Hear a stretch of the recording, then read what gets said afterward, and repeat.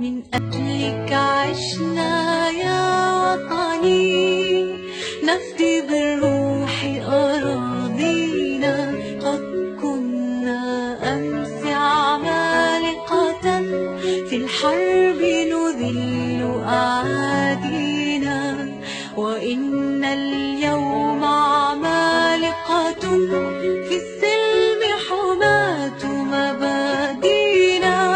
من أجلك من أجلك يا وطني،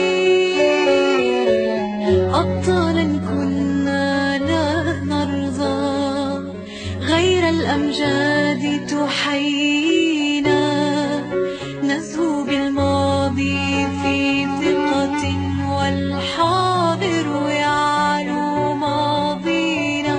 فجرنا الثورة من أزل، سجل يا دهر معالينا.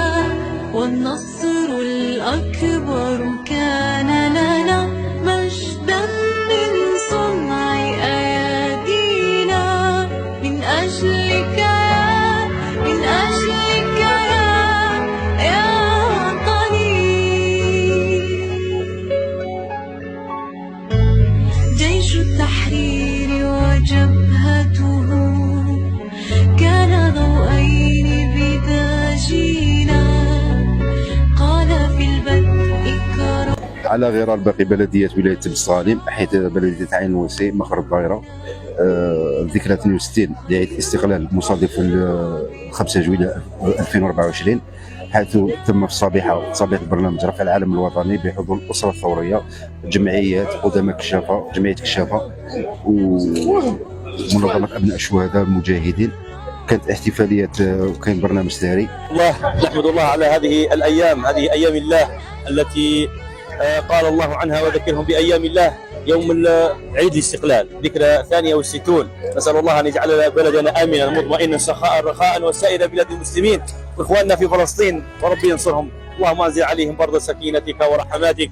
واخواننا في السودان اللهم احقن دماءهم يا رب. اجعل انصر احمي حدودنا وانصر جنودنا واملأ سدودنا يا رب.